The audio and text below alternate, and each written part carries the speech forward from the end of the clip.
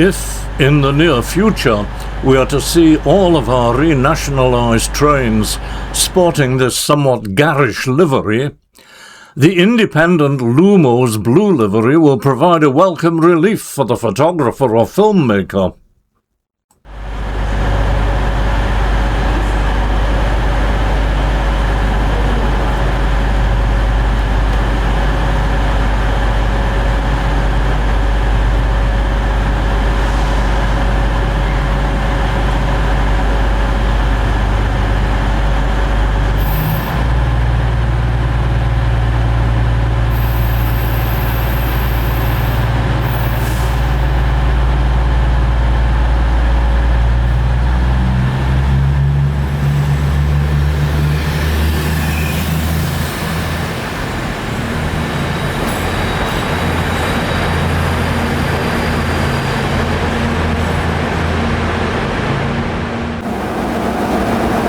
But disaster!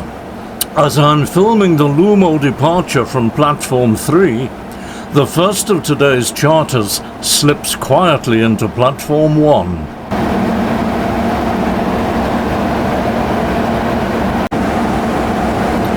"50-50 Fearless."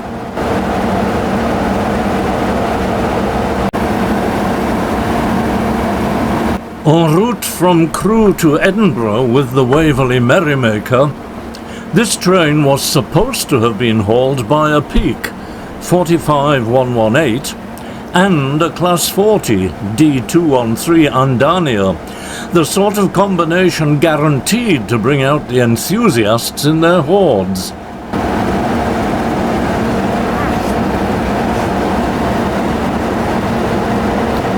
It will return tonight by the east coast to Newcastle, then the Tyne Valley to London Road Junction.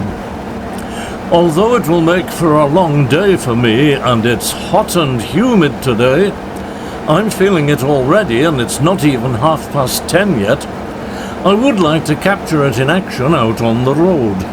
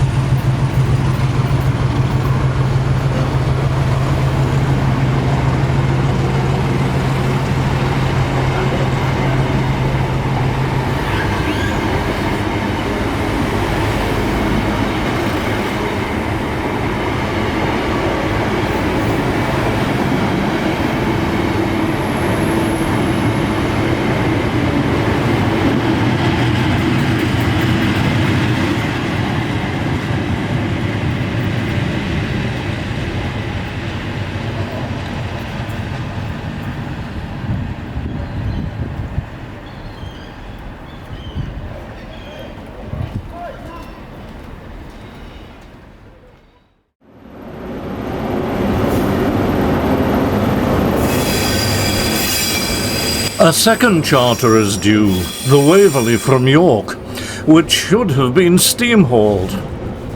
Because of the heatwave and the very real fire risk, Network Rail has banned the use of steam traction, so I'm afraid we'll have to settle for another 47 or 57. I did seriously consider not coming out today, but addiction proved too strong.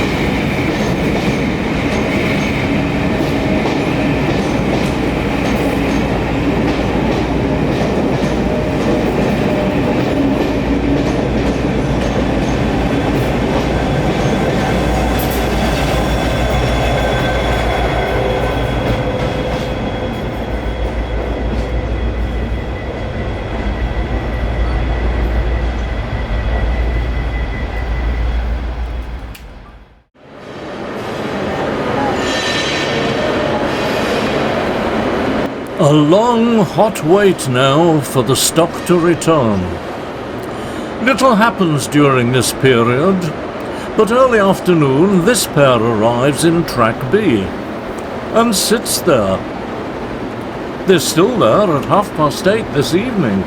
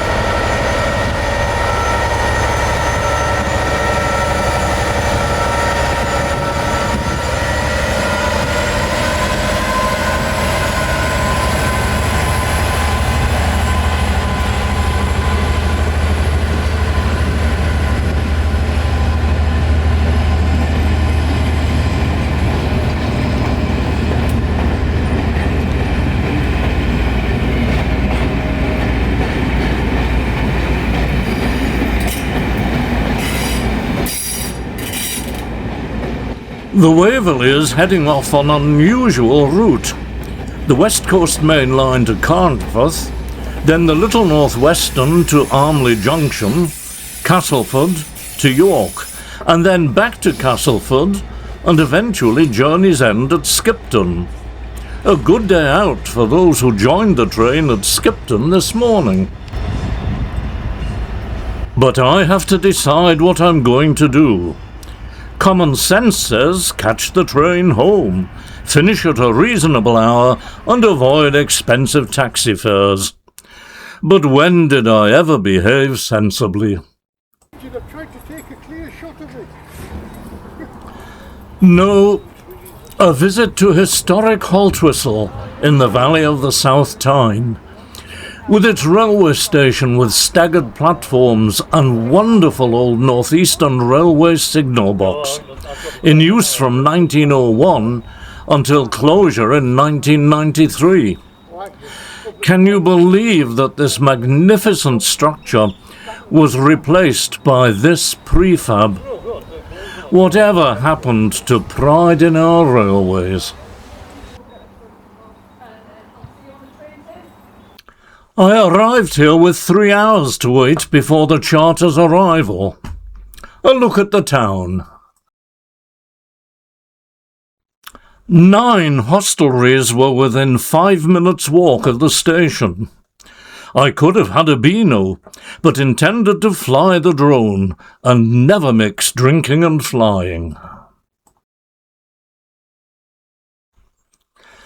Everything else seemed to close at or before 4 o'clock.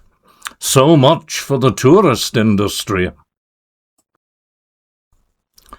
A good long walk now to see the viaduct which once carried the railway line from Haltwhistle up to Alston, 1,000 feet up in the Pennines.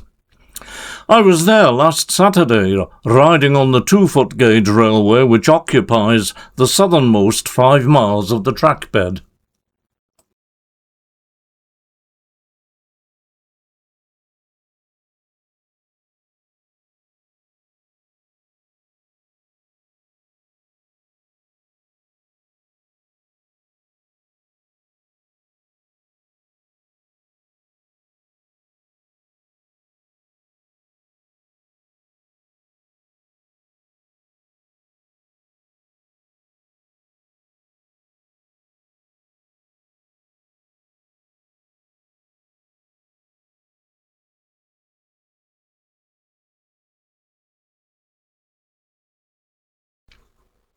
Back to the station, still with an hour and a half to kill. The waiting room is open. I've never been in here. Rather more attractive than most of its type.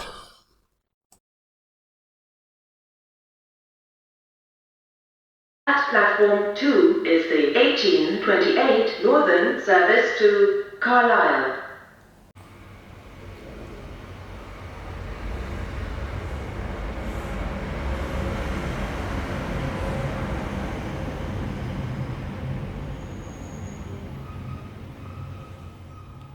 Hayden Bridge, Hexham, Corbridge, Riding Mill, Stocksfield, Prudhoe, Metro Centre and Newcastle. This train is formed of 2 carriages. The next train to arrive at platform 1 is the 1841 Northern service to Newcastle.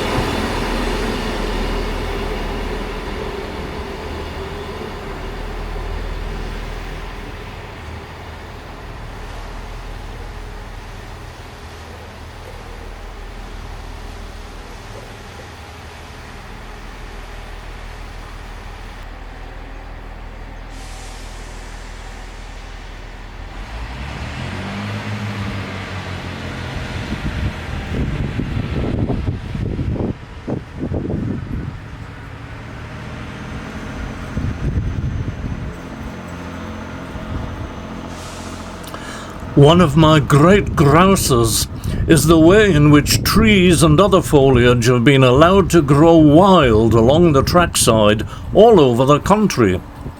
Not only does it scratch and damage rolling stock, ask the Midland Pullman people about that, but it completely blocks the passenger's view. We have the example of the Settlement Carlisle being promoted as one of the world's great scenic railways, when for much of its route, in summer especially, the passengers can't see anything. As a filmmaker, it makes my work impossible at times.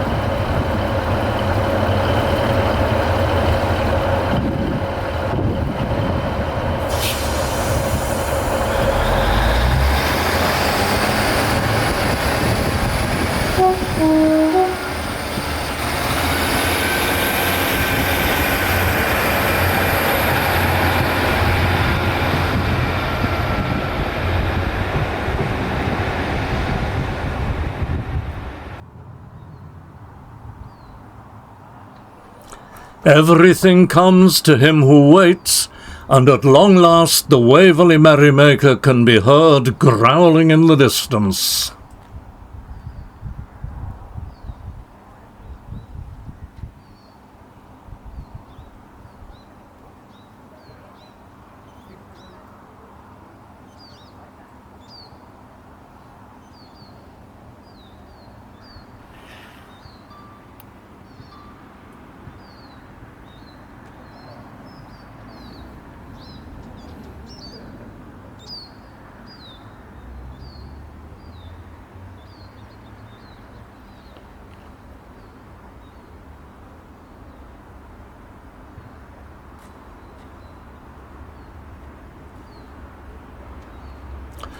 For some reason, don't ask me why, westbound trains are subject to a 30 limit through the station. Makes them easier to follow from the air. Doesn't apply to eastbound workings.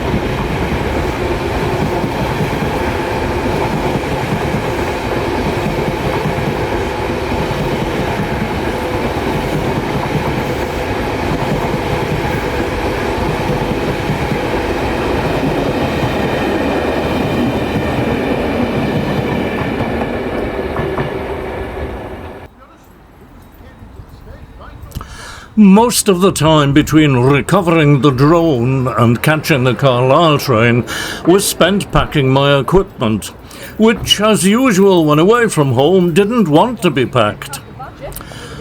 A couple of disreputable-looking characters were spotted on the platform shortly before departure. I'd been joined by Catherine Tock of Armathwaite Signal Box, and we were able to share a pint in the Scott and Brassey before I dashed for a late Dumfries train. I waited 25 minutes for the taxi which I'd ordered. It didn't turn up, but another one cruising for trade picked me up. Just before I reached home, I got a text message to say that my taxi was on its way.